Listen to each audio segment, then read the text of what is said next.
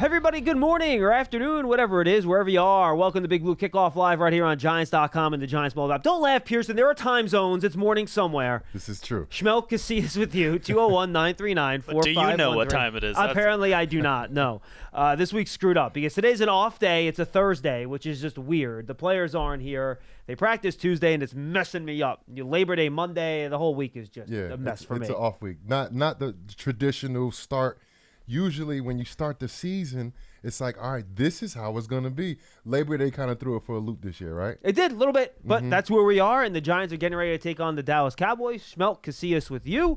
Thanks for being with us, and we'll get to your calls as quickly as possible at 201-939-4513. We'll keep taking your bold predictions. We'll focus in on the Giants and Cowboys matchup as well. Paul and I did that a lot yesterday with some of our matchups we're keeping an eye on. So, JC, I'm just going to kind of leave it wide open to you, and I'm going to ask you very, very simply. First thing that comes to mind for you, Giants and Cowboys Sunday Night Football. First thing that comes to mind, how are the rookies going to do for the New York Giants? And I'm talking about offensively and defensively. Of course, you got the two young corners playing in Hawkins and Banks.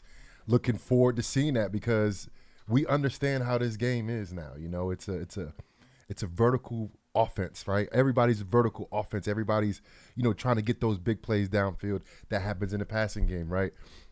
We got two young corners out there week one, so I want to see how they do, how they match up against Cooks, Gallup, and also CeeDee Lamb, who's not just going to line up inside in the slot, So I want to see that. And offensively, John Michael Schmitz, how he does against that front line of the Dallas Cowboys, which is very talented. Now, there are some injury concerns for Dallas. The Giants seem pretty clean right now, which is great. Tyler Smith, their guard, did not practice yesterday. And talking to people down there, they do not expect him to practice the rest of the week. They'll see if they can get him ready for game day. We'll see. Otherwise, Idoga, the veteran, former offensive tackle, will go in and play guard. Cowboys do not have a lot of offensive line depth, so that might be something the Giants can take advantage of.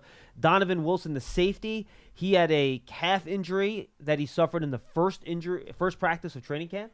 He has not practiced since. So there's a chance he can come back and play, but boy, he is going to be not a lot of snaps. Out of shape because with the calf, you can't run. You can't really, keep your wind. And, who knows where he's going to be in terms of being ready. And then the third injury Dallas is dealing with right now is Sam Williams, who kind of has a turf toe, one of their myriad of edge rushers. And he is not expected to practice most of the week, so we'll see if he can be ready for Sunday. So there are some injury concerns for Dallas on that initial injury report, JC, that could impact the game. Yeah, and when you look at the two games last year the Giants played against the Cowboys, they were hard-fought games, of course, but I don't think it was that close, right? I'm looking at both games. I look at the scores. I think Dallas outplayed them more than what the scores would indicate, in my opinion. Yeah. I agree with you. And then I look back, and I literally thought about it this morning because, first of all, I just got back this morning. I had a red eye. It was in Colombia. So I just got back. I'm trying to download all my information in my head and process stuff. Haven't got that much sleep, so if I sound a little crazy, Schmeelky, all right? Check me, all right? Your energy level sounds okay, though. Good. So last year, the Giants played the Cowboys twice, no sacks, right? And it just didn't look like they were on the same page. And then I looked at both teams. I'm just looking like, I think the Cowboys, because if you look at both scores, they were a touchdown better than the Giants. Yeah. That was the Cowboys last year. But this is the great thing, Schmeelk. This is a new year. Agreed. This is a new year, and that's the great thing about the NFL. The turnover in the NFL, new players, new coaches. How does it go, right?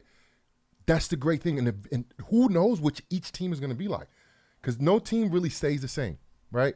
Get better or get worse. No team really stays the same. It's hard to have same records back to back to back. Giants did it a couple 6 and 10 seasons in a row. We don't like that. We don't want that. But most teams don't stay the same. So we're gonna figure out, who has the edge. And I watch BBKL just like I'm on BBKL. I watch the huddle, and also like the Giants haven't beat the Cowboys in a very long time. John, the last time the Giants beat Dak Prescott, you were playing. I know, that's a long time ago. It's a long time ago. 2016. They swept him in his rookie year. Yep. And look, this means a lot, not just to the players, this means a lot to everybody. Like, let me tell you something. When you beat the Cowboys, there's so many Cowboys fans in this part of the country, and you just don't got to hear their mouth for a while. You know what I mean? Like, look, Cowboys fans, out of all fans in any sport, they're the only ones, bro, no matter what. Like, I do signings here, right? mostly Giants fans, like 95% Giants fans. Some parents get pulled in by their kids, like I like the Steelers, but they don't say that. You know who had to tell you that they're Cowboys fans? That they're fans of Cowboys fans. So this is what I do, Schmeelk. This is what I do. It was a lady. She took a picture. She had a Giants shirt on, but her kid and the dad was a Giants fan, and she said, "I just want to let you know I'm a Cowboys fan." Only Cowboys fans do that. Like, you're in a place, it's just Giants, bro. Like, everybody here Giants. So you know what I did? I said, "Hey, ladies and gentlemen, we have a Cowboys fan in here." And everybody booed her. Because this is the thing. It's not just a rivalry on the field. It's a rivalry off the field as well. And I'm learning that now as a fan. You know, I'm not a casual fan. I know a little bit about football. But the rivalry is there, not just on the field. It's off the field as well. It's in the classrooms, right? Yeah, it's in the bars, right. It's in the restaurants, it's in the club. Whatever it is, it's always Cowboys versus Giants, man. And it's not just on the field. That's what makes this game so special. And I know you don't like playing Cowboys so early, division games early, but I like early, especially if you get the win early. On the road, man, oh, that's epic, bro. Yeah, and unfortunately, the rivalry has been kind of one-sided. Yes, it has been. Dak Prescott, 10-0 career versus the Giants, 4-0 versus Daniel Jones head-to-head. Is that something that resonates with players? I mean, they've been asked about in the locker room. Everyone's kind of shrugged it off, and I get it. I'm not a big fan of those questions because these players weren't here for most of those games, but is that something that you think will get brought up at some point by coaches for motivation? Like, these dudes have owned us for 5-6 years. Does that play into this at all? It has to. You know, like everybody, we are prideful people, right? Yep. We're prideful creatures as men, right? So the way they handle media here, they downplay everything, right? You better believe that Daboll is letting these guys know this team has owned this franchise for a while now. You know, like, I don't care what word or terminology you use, but that's something that's true. That's fact. Like, the Giants haven't beaten the Cowboys in a very long time. The players know that. How do they know that? The coach will let them know, for sure. They'll downplay it as much as possible, but you better be for sure every single person on that roster, on the practice squad, they understand how important this game is, because it's not just for the players. It's for the organization. It's to show the level of where we're at compared to last year, where we're at compared to the other teams in his division, and not only the other team in the division, in the conference. 100%. All right, I'm going to give you one more chance here. We talked about those matchups yesterday with the corners and wide receivers. You brought that up already. We talked about the pass rushers and things like that. Any other matchups in this game that you're watching? One guy we haven't really talked a lot about is Tony Pollard, right, who is very explosive. What are some of the things the Giants have to do to slow him down? Well, I think, first of all, you know, you brought us some extra beef up front, you know, and Nacho and Ashawn. And the reason why, because the Giants wasn't good against the run last year. And I say wasn't good. They gave up over 5 yards a carry the whole entire year. And it was early in the year. Well, they had some segments of the year where they were pretty good against the run. But overall, in the division, the Giants were not good. Yeah, I think Dallas was like 130 yards per game against them. So, and I looked at Zeke's stats. He averaged like almost 6 yards a carry. Zeke Elliott. And I got a lot of respect for him. I played against him, but he shouldn't be averaging that much against any team, let alone anymore. A team in the division, you know. So the Giants, number one, I think the number one thing this year has to be to out-physical them, right? And that goes in stopping the run. That goes with your defensive line against their offensive line, our offensive line against their offensive line, who's winning that rushing war, right? And the Giants didn't do a good job against that last year, but last year's last year. The Giants did a great job in bringing in extra guys, signing Dexter Lawrence, keeping Leonard Williams here, adding extra pass rushers and guys that contribute, and then signing, I think, a very good middle linebacker in Bobby Okereke, and then having Micah McFadden there, and then also this talented rover safety linebacker, defensive end, pass rusher guy, and Isaiah Simmons to stop this team, you know, like – the reason why you draft, the reason why you bring in the free agents is to stop teams in your division. That's from all sports. The basketball, football, whatever it is. You draft to beat teams in your division. And this is the team that they put together is to beat Dallas. It's to beat Philly. All right, final question as a player, and then we'll get to your calls. We have a full bank. We appreciate that. As a player, you get ready for the regular season, right? You do preseason games, you do scrimmages, you have all your practices. But it's really hard to properly simulate the real thing unless it's the real thing, right? You can't. So what hits a player in the face the most in that first regular season game, especially a big one like this, when you get out there and they feel like, oh, that's what it was like again, and you kind of have to like work it out on the fly a little bit? It's the stamina, because you got to think you're so hype, like, because you've been waiting on this since January. You've just been waiting and thinking about Dallas for months and months. And all you think about, like, you know, a lot of guys are visualization guys. You've been thinking about this and dreaming about it for months. So the anticipation is there. You're going to be hyped. And that, if you're too hyped too early, to drain you. Yeah. You know, but you don't get this hype for preseason games. You definitely don't get this hype for practice and training camp. You know, so that level unless you're Paul Dottino. Yeah, right. Paul Dottino. Nah, he definitely turns it up for regular season does. too. You're right about he that. He definitely turns it up for regular season. You know him. He's gonna be on fire on Sunday, bro. He's gonna be on fire. But that drains you, and you can't anticipate that, because I mean it's not like on the schedule. You know what I mean? Like it's not there, and you don't know that you're really going through that. You know what I mean? Because football brings that out of you. That's what's so special about the sport. It brings that competition out of you. It brings that excitedness, preparation, all of that, and that angst, and getting ready for that game and getting ready for that first snap. That can be very draining. And all of a sudden, halfway through the first quarter, you suck and win. Like, why am I so tired? You are in shape, but you've been highly energetic for like 5 hours, you know, before the game, you know, before the meal. When you wake up in the morning, you're just like ready to go. So I think that is probably the most difficult thing that every single person is going to go through on both sides. All right, let's get to the calls at 201-939-4513. I gave this spiel yesterday. Fans kind of like, it was really fast. Can you give the spiel again? So I'm going to give the spiel again. All right, we got a lot of stuff going on with our podcast and audio network this season. Some new stuff. First, let's start with Big Blue Kickoff Live. We have our normal schedule. All right, Monday, it'll be Lance and either or both of Paul or I kind of reacting to that game on Sunday. Tuesdays, it's Madeline Burke and Howard Cross. Wednesdays, it'll be Dottino and I. Thursdays, you got John and I hanging out. And then Friday, it's going to be Paul Lenz getting you ready for Sunday. So that's your Big Blue Kickoff Live schedule. Giants Huddle Podcast, go find it. Podcast platforms, giants.com/podcast, all those spots. Giants app.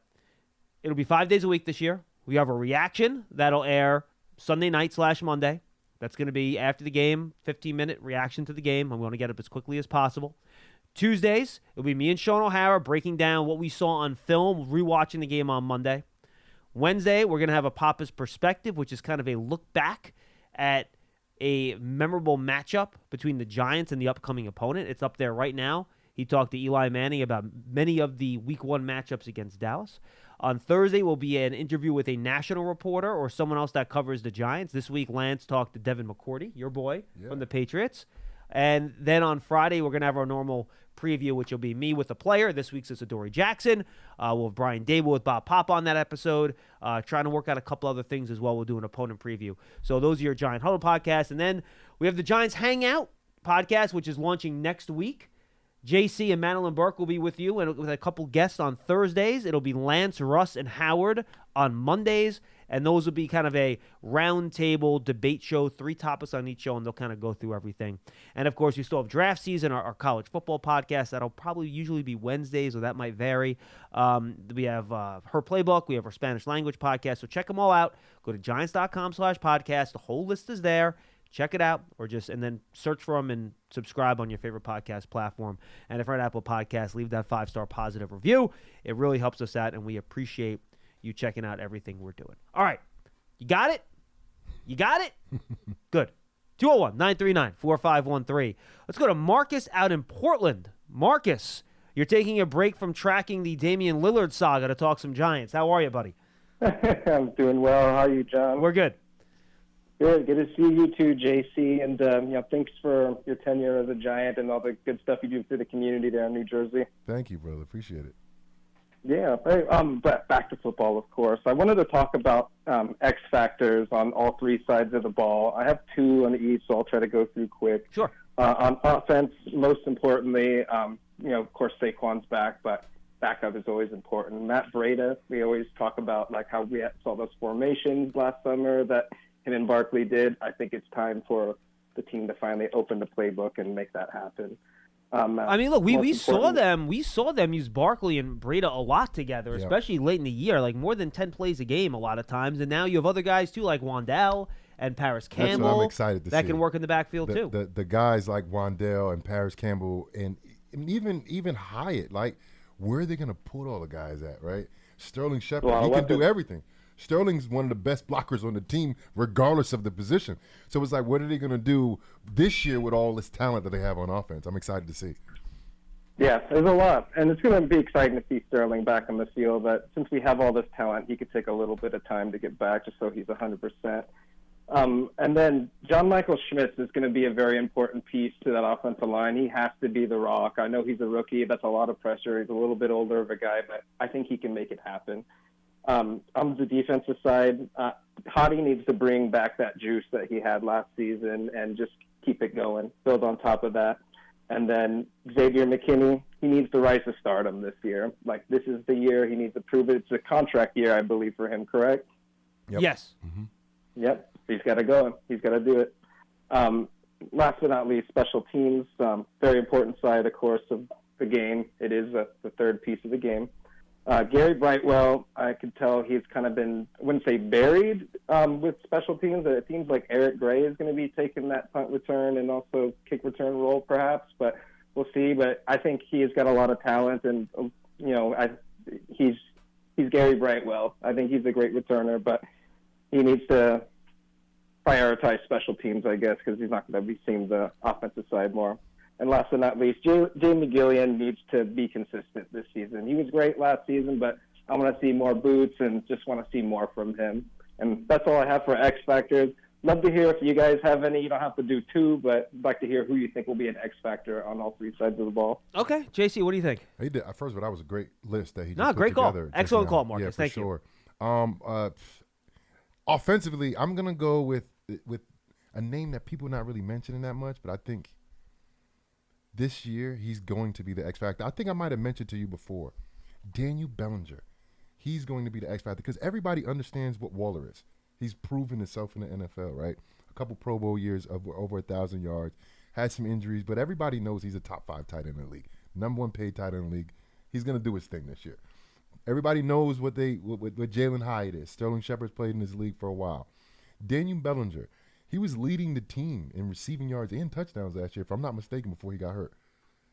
And then he got hurt. Yep. But then he came back and still had a solid year. But he's the most versatile player on the offense. Because think about it, right? All of the receivers, they can line up in the backfield probably, right? And do some stuff around the line of scrimmage in terms of like jet sweep that H-back, right? Darren Waller, you can split him out. You can bring him in. You're not going to put Darren Waller in the backfield, though, right? Daniel Bellinger can do all of those things. He can line up outside. He can line up on the line. He can line up at fullback, and he's done that. So when you have Daniel Bellinger and Darren Waller on the field at the same time, they can line up in so many different looks. And as a player, as a defensive player, that was in that nickel linebacker rotational type of spot for some years in my career, that's a very tough place to put people in. I remember Spagnuolo was here. We were playing against the Patriots. We were in dime personnel, and they lined up in 11, 3 receivers, 1 tight end, Lou Garrett Blunt at running back, Gronkowski at tight end. And we had Craig Dahl lined up in the box, bro. They were killing us, and I'm sitting there at Spags like, you got to call timeout. This is a bad front against us, and they're just running the ball against us because of 11 personnel, because you have Gronk.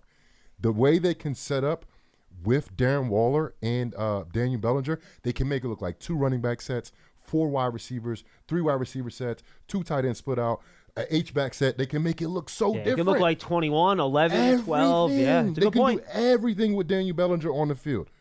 That is going to be the X factor on offense. And then he made a good point on defense about Xavier McKinney really taking that next step and being that guy on the field, like we've seen of the, Antrell Rose when he had his great years here when he played. He needs to take that next step forward and be the leader on the back end. It's a lot of young guys back there. Adoree Jackson, definitely a veteran back there, but it's a lot of new guys here. Xavier McKinney's been here for a while now. So he's the veteran in the room, even though he's not the oldest guy in the room, but he's been here, one of the longest tenured guys on the defense here, and he's a high potential playmaking ability. It's crazy. He got hurt last year. I expect him to have a great year and create a lot of different things to make this defense an attacking, explosive defense. 201-939-4513. 201-939-4513. Let's go to Ron in New Jersey. Ron's up next. Hey, Ron. Hey, guys. How you doing? What's up, Ron? Pleasure to talk to you. Well, like everyone else, I'm pretty excited about the season. I'll be there Sunday night. A little public service announcement. The Giants have requested a blue out. So we were going to bring that up. Going. Yep. Oh, all right. So, John, I have a slight different take on playing the Cowboys game one. Yeah. More like Jonathan's. It seems to me, well, we have the home field finally, so I like that. But when there's adverse conditions, doesn't that tend to favor the underdog a little bit? Because both teams are coming in raw. So, what do you think? What do you mean adverse conditions? I was about to say that. What do you mean with that? The fact that you're saying, geez, the teams aren't ready to play. Oh, right? It's week one, bro. It's week one. The season is here. They have to be ready. No, yeah, it's not that they're not ready to play. It's just that it's not because I think it gives the Giants a worse chance of winning. In fact, it might give the Giants a better chance of winning playing them early in the year. That's what I'm saying. No, and I think that's fair. The reason I don't like it from more of a transcendental point of view is that I don't know how much I'm actually going to learn about the two teams from a week one matchup because so many weird things happen in week one. Yep. Underdogs beat teams that are a lot better than them. So I feel like I wanted this game when the Giants play Dallas and Philly this year to be real barometers as to where the two teams are. And for me, if they're playing in October, the teams have kind of settled in by that point. They're showing what they truly are. While week one, it's still kind of a mystery. So that's the reason why I'm not a huge fan of the division teams playing in week one. But to your point, I do think when you're an underdog, you'd rather play the teams earlier, in week one than later because maybe you'll catch them because they're not, like to your point, not fully hitting the ground running yet. Yeah. Right. Okay, but your point's a good one too. I misunderstood that a little bit. And the second one, and this might be overanalyzing, like you point out a lot, John. We all do. I know there's 30% turnaround for each team, but when it comes to starters, isn't that number more, high teens, 20%? Yeah, Does that make a difference? I would say that's about right. I think both of these teams are returning most of their starters. To be honest with you, I think. Okay. I'm trying to think about it on both sides here. New Giants starters, right? You have Okereke, and you have the two rookie corners, right? So that's three guys on defense. On offense, you have Schmitz, Waller, and Paris Campbell. So that's six. Yeah, there you go, 3 and 3. So that's 3 and 3 for Dallas. Their offensive line is intact, assuming Tyler Smith plays. We'll see if he does. Pollard's still there. Jake Ferguson in for Dalton Schultz, though Ferguson had to start 5-6 games last year anyway because Schultz got hurt. Yeah. So if you want to count him, I guess. Brandon Cooks would be a new guy on Dallas. Defensively for the Cowboys, Stephon Gilmore. Thank you, Pearson. That's good.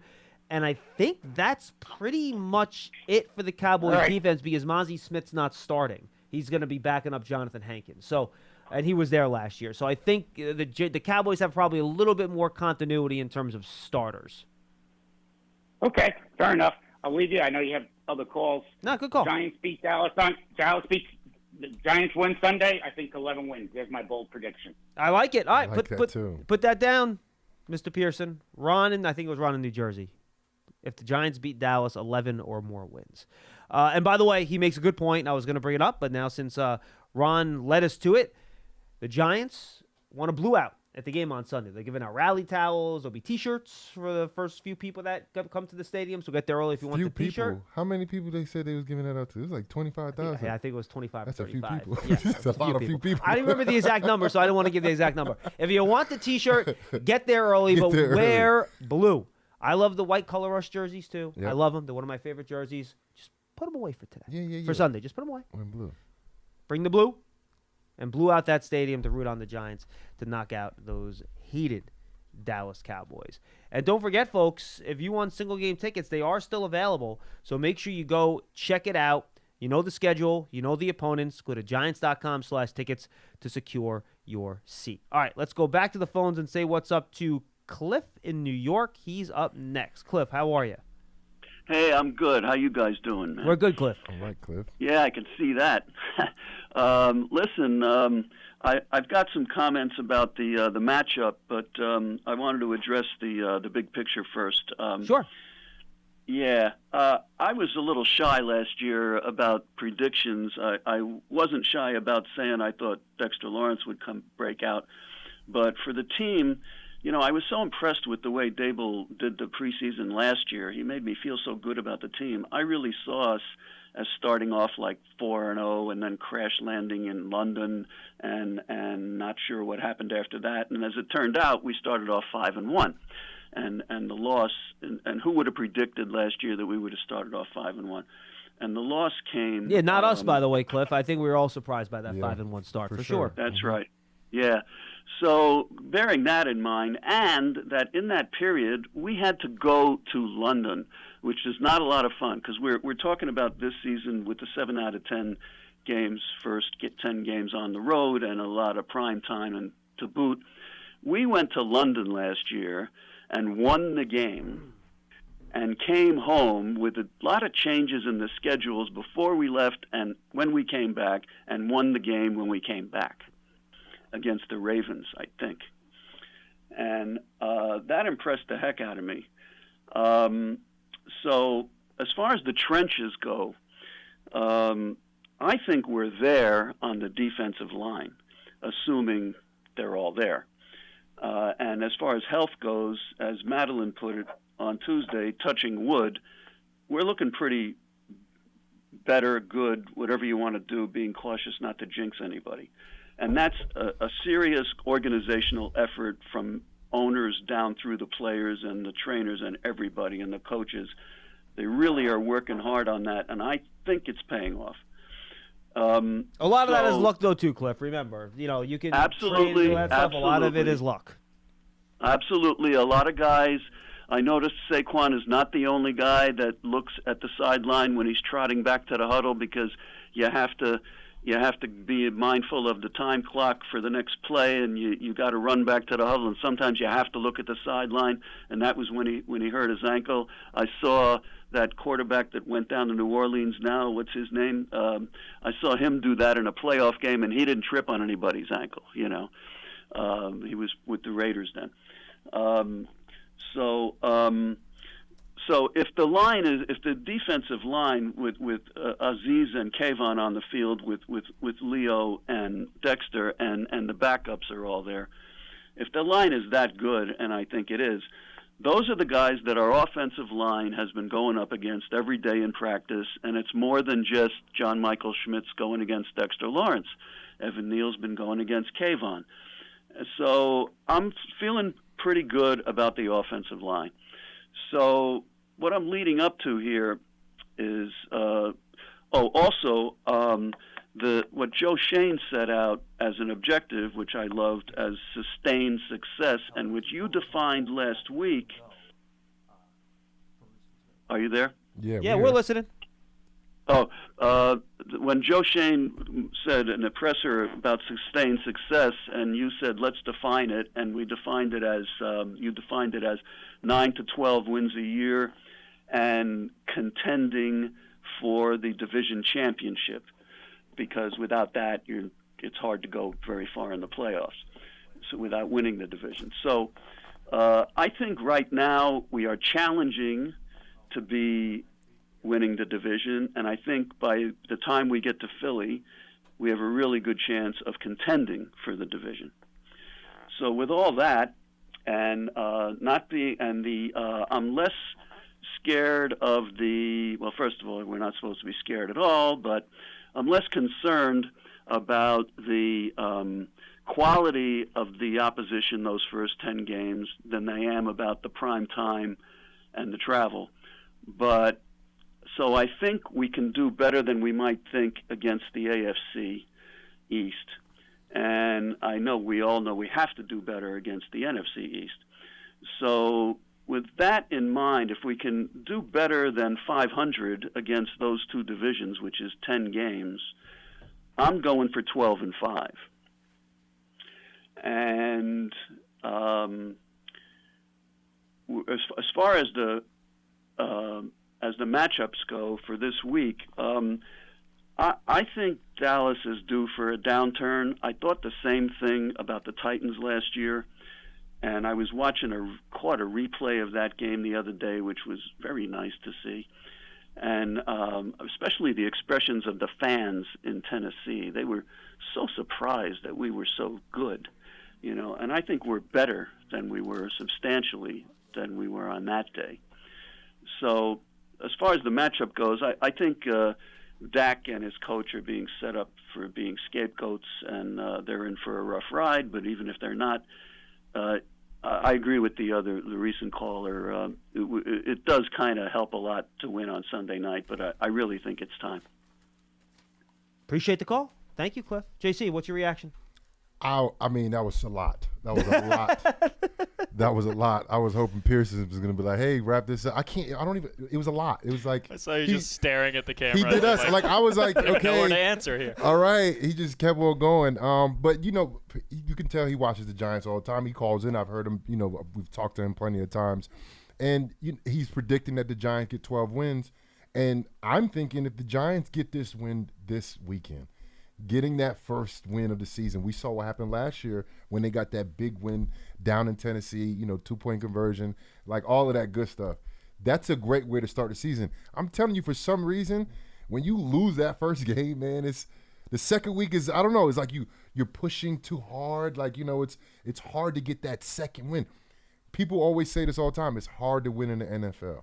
But if you taste it early, you get that first win, you understand what it takes, you understand the level and the competition aspect of it, that it's so difficult to win. But if you get that first win, I think that's a good projection for the rest of the year.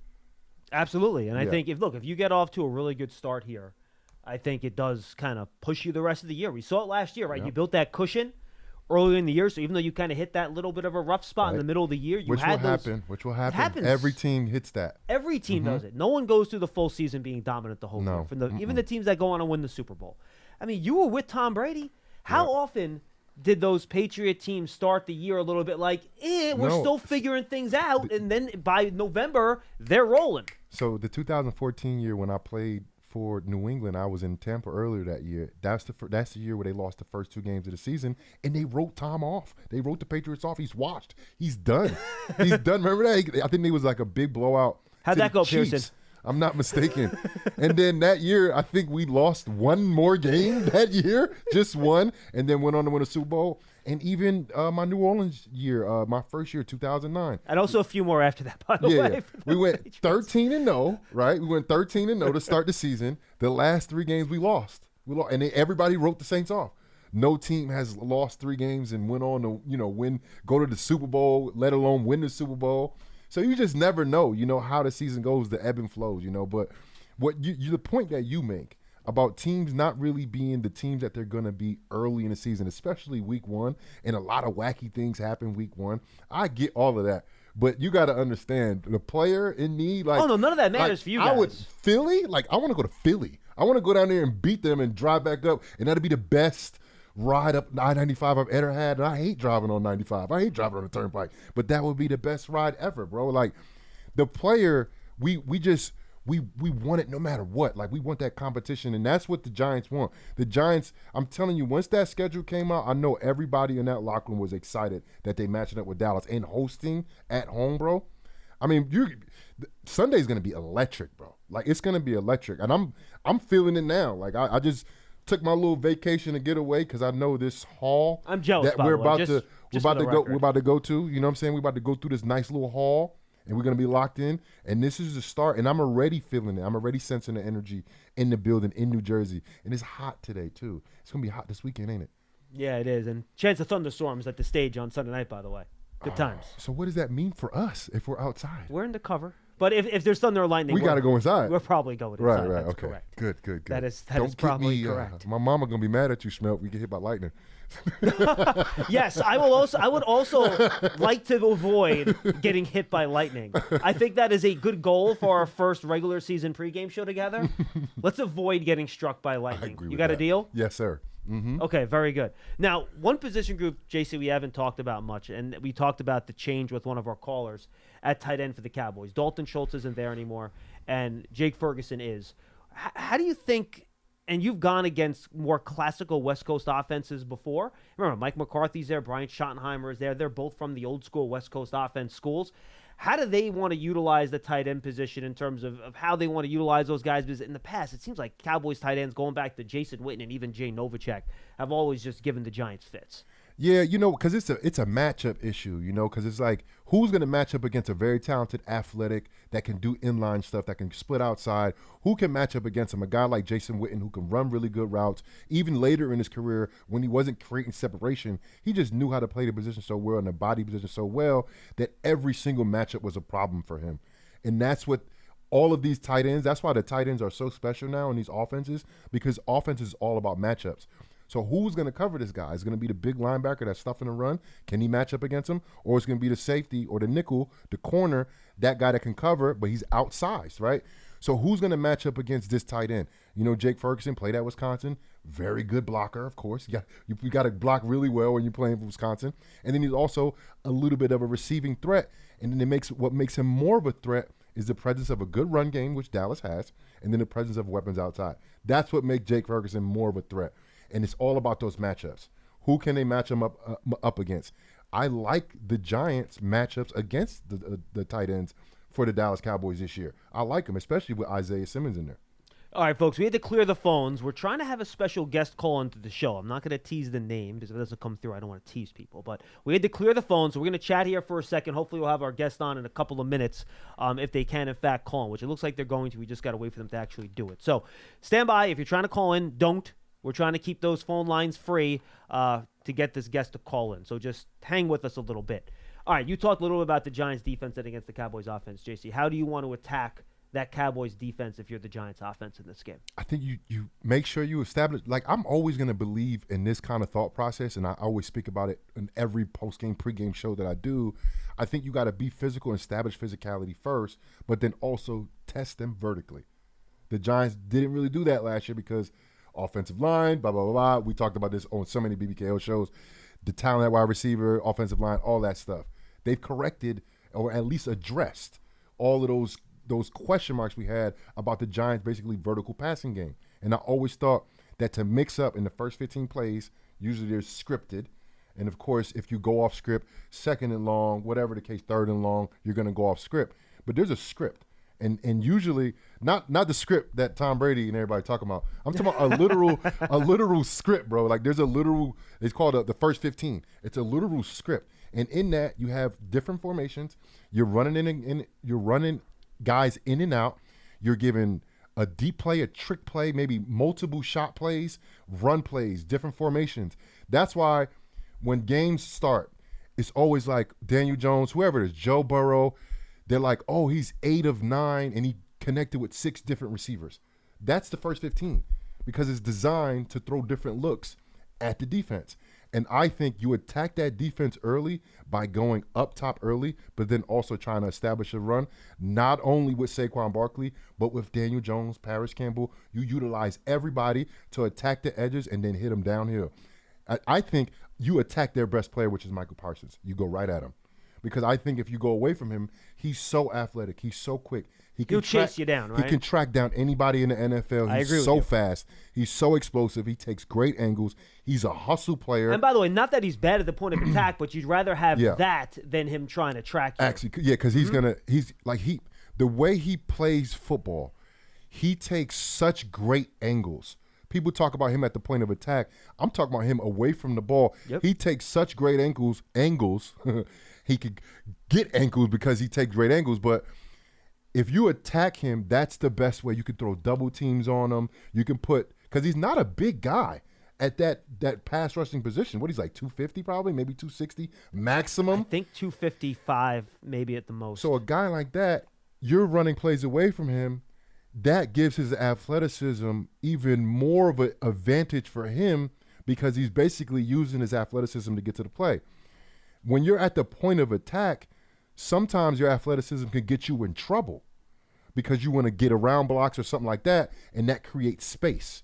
And it's all about space on offense, especially in the run game. You want to create space. So run and attack 11. Attack Michael Parsons And then again, your first 15 need to be very diverse, giving it to basically all of your players, but make sure you're attacking them vertical. Like I go twice down the field to Jalen Hyatt in the first 15 plays. And if one of those is complete, that changes the whole complexion of the game. How would you think trying to help protect Daniel Jones, what strategy can you best accomplish that with? Is it keeping the running back in?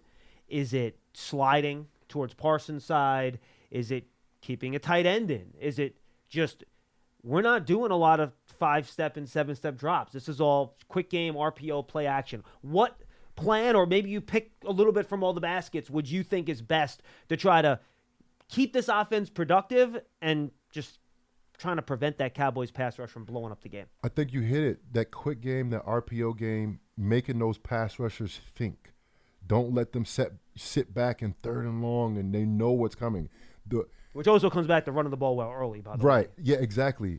Winning on 1st and 2nd down, but just mixing it up. You can't just sit back and have 5 offensive linemen protecting on every pass play. You got to mix it up. Keep Bellinger in the backfield, keep a running back in, have both of them in max protect. And I'm talking about not even like even those vertical routes, they do not have to be long drops. They don't have to be 5-7-step drops. They can be or maybe a quick 5, and then you just get that ball out because the coverage is a certain way. Maybe 3rd and 1, you go deep instead of trying to get the first down, you go deep. You know, like just mixing it up. Don't be so predictable, right? Don't get the 2nd and long and just run draw. Like I'm at linebacker, bro. I'm screaming at the top of my lungs, scream and draw.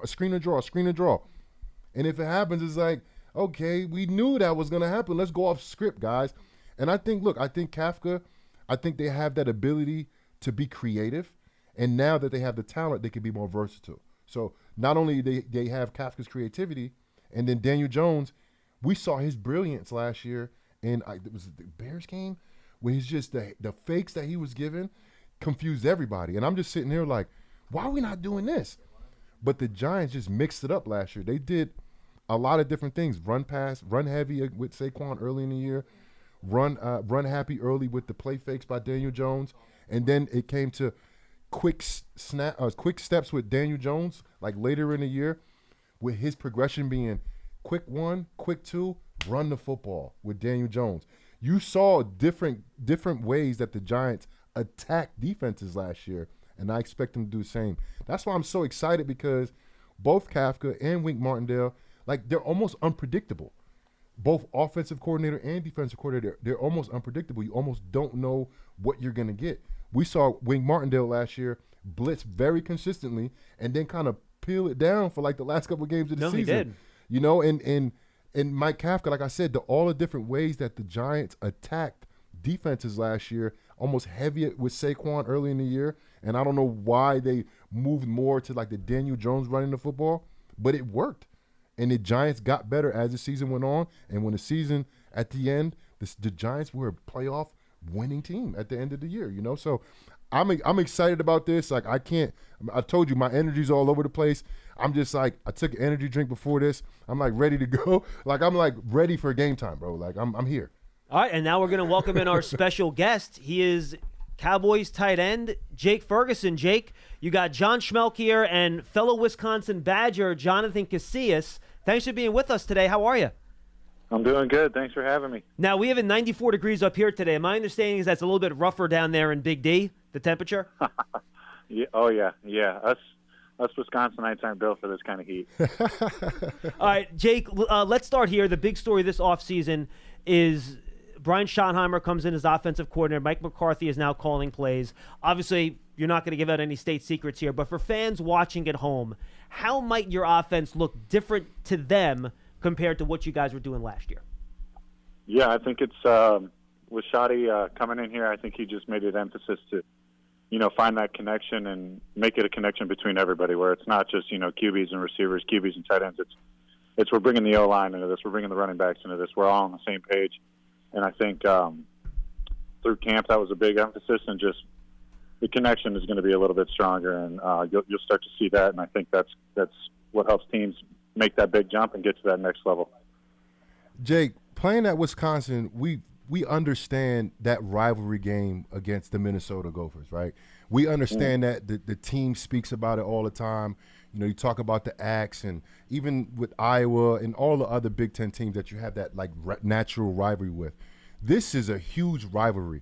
Do they emphasize the rivalry between the Cowboys and the Giants? Because, like I told him, like I'm excited, bro. I used to play, of course, and the first 3 games of my 3 years was in Dallas, you know, to start the season. So this was a normal for me. So I'm excited about it now as the analyst. You know what I mean? And do they preach about the history of the Giants versus the Cowboys, like of course the Minnesota Gophers versus the Wisconsin Badgers?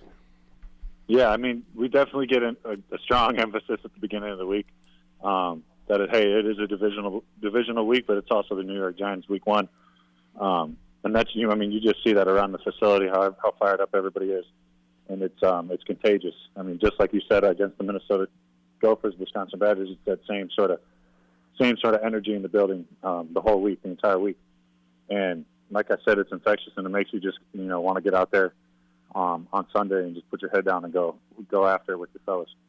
You know, Jake, one thing that's been a big topic down there, and I'm sure you're tired of being asked about it. We know about Dak Prescott's interceptions last year, right? As a receiver group, and I'll include the tight ends in that group, what can you guys do to help the quarterback as a group to cut down on those turnovers on offense? Because as we all know, nothing determines winners or losers more in this game than turn the ball over. Yep. Yeah, I think it's a lot on us as a group, the receivers, and the receiving core, tight ends. It's our job to protect him. You know what I mean? It's our job to make sure he's covered, and that comes down to running the right routes, making the right checks. If we got a sort of option route, making the right move on that option route based on the certain coverage that's catching the ball. That's if we get into a scramble drill and he needs to throw it away or something, or maybe it's a good break by a defensive guy, and we can't catch it, we need to go knock it down. You know what I mean? It's protecting him, and I mean he's our quarterback, he's our leader, so it comes down to how much can we protect him while also making plays and being on the same page as him, and that comes down to just like I talked about earlier, Shoddy having that next level connection, and that's where it's going to change a little bit. And speaking of making plays, you bring in Brandon Cooks, a guy that's played for several teams, but always a consummate playmaker. How has he added to your offense, and what is he going to do to kind of, make your offense better than it was last year? You guys have a talented offense already. Yeah. B. Cooks has been huge this year, and that comes on all sorts of levels, on the field, in between the lines, and off the field. Just being able to, pick his brain as a vet, like, hey, how do you run these certain routes? How do you take care of your body? How do you see certain plays, see certain defenses, see coverages, stuff like that? And it's one of those guys who, once he starts talking, you just shut up and listen. And that's just because he's been there, he's been in it for so long. He's been making plays, he's been consistent for so long, and that's something as a young guy I always look up to and admire. And I'm just like, hey, whatever I can get for you, I'm going to take up. When I'm talking to you, I'm a sponge.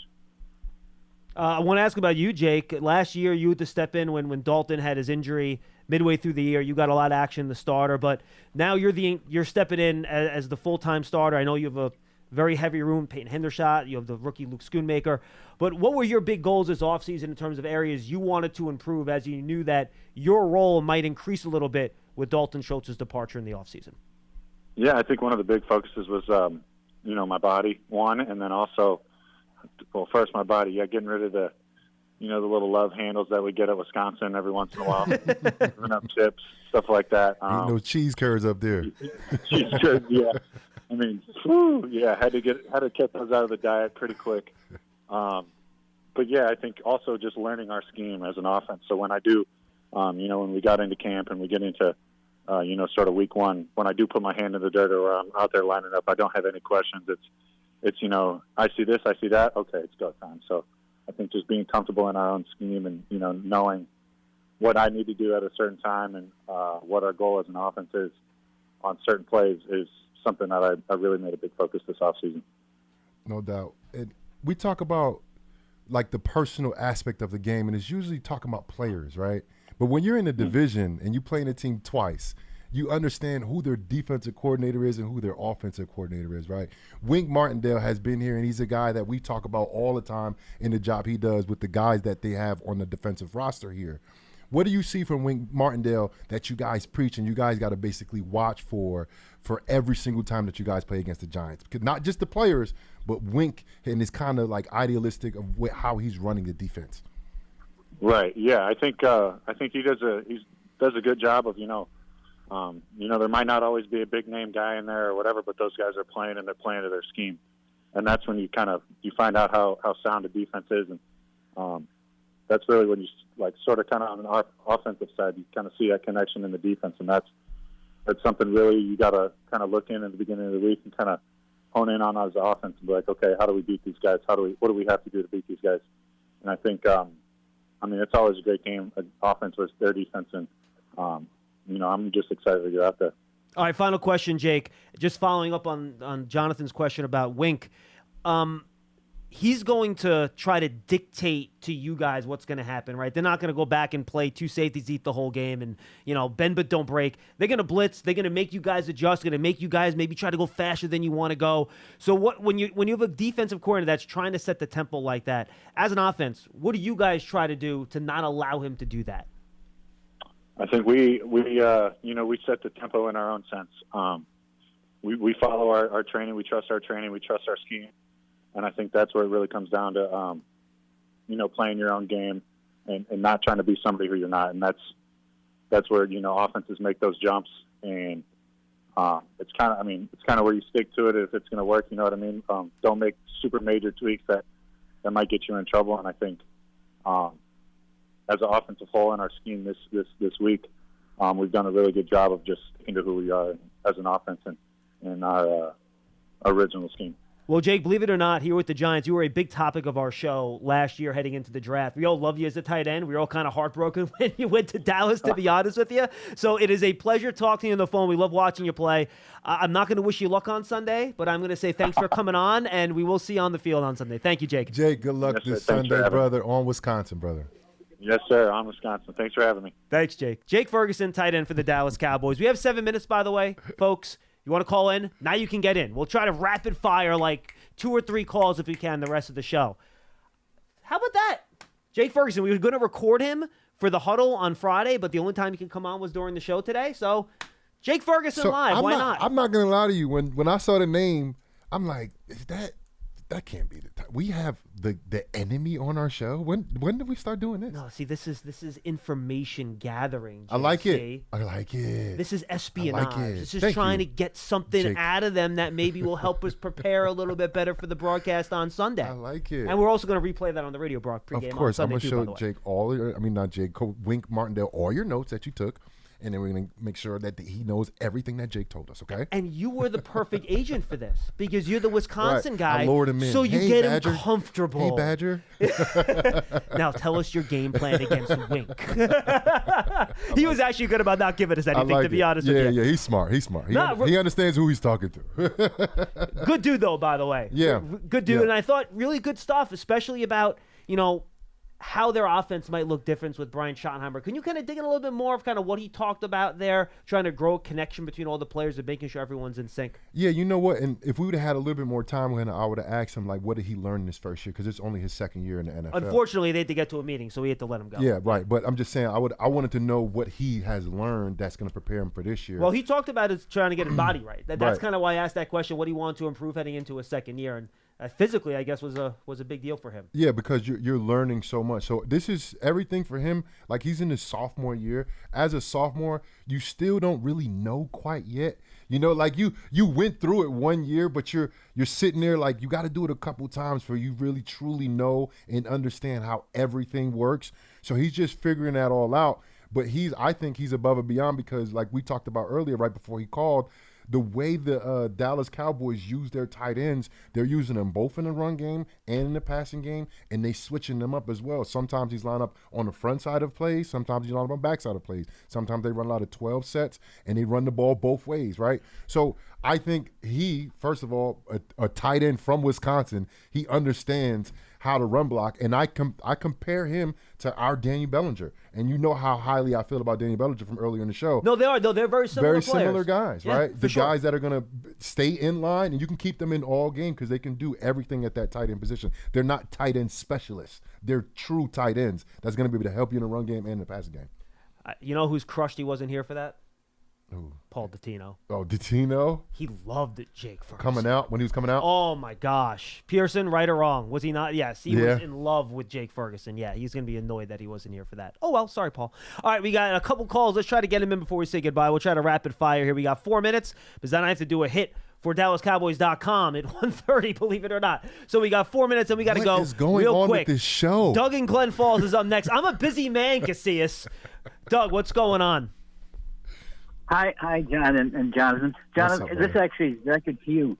I read about Kelsey's injury. Have you ever had a hyperextended knee yourself? No, I never did. Sounds That like someone sounds- wants to know if he should start Kelsey in fantasy football tonight. No. That's I'm not fantasy football at all. Big time. yeah. That's not. I think that's not an injury that I've had. But any type of injury that hits your lower body, bro, like from your, like underneath your thighs and underneath, it's gonna be a pain, especially when you're not like out for like a month. You know, like if you're out for like a week or 2 weeks, that's a very hard decision to make in those first 2 weeks because it's a fresh injury. It has probably a little bit of swelling, and you're going to monitor it as much as possible. But the guy that has that injury, he's just not going to be that guy, whether it's 2%, you know, not the same, or if it's 20%, 30% not the same, right? Because you have this lower body injury, and Travis Kelce's game is built on explosion and running routes. So it's going to be tough, even when he comes back, because he's probably going to come back with a knee brace or something. Yeah. You know, it's going to be tough. And apparently he worked out this morning, and there wasn't any pain. So then it just basically comes down to swelling, then whether or not he can function with the swelling. And if he's comfortable and Yeah, cutting sure. and running and all that good stuff. All right, Doug, you got about 90 seconds here. So if you have another point, make it quick. So you like Daniel Bellinger's whole game, right? You think Absolutely. he's going to be a big asset to the offense this year? Absolutely. And again, it might not be reflected in his stats, but Right. that doesn't mean he's not really impactful in the offense. Right, 100%. All right, Doug. Appreciate the call, man. Good But stuff. It might be though. Like it might be. yeah. Like he might be a huge target for the Giants. You know, I love him top in the three- red zone, Top 3 or especially. 4 targets. You know, and that's because of Waller. But the thing is, when I go against Waller, I know what I'm getting against Waller. Yeah, like right. I know where he's probably going to line up at. With Daniel Bellinger, he can line up at number 1. He might run a route, or he's blocking a corner. You know what I mean? Like he's got so much versatility because he's so good at being a tight end. Not specific, receiving tight end, blocking tight end. No, just tight end, like traditional tight end. All right, folks, we got to roll. For JC, I'm Schmeelk. Big Blue Kickoff Live back tomorrow, 12:30. We'll see you then.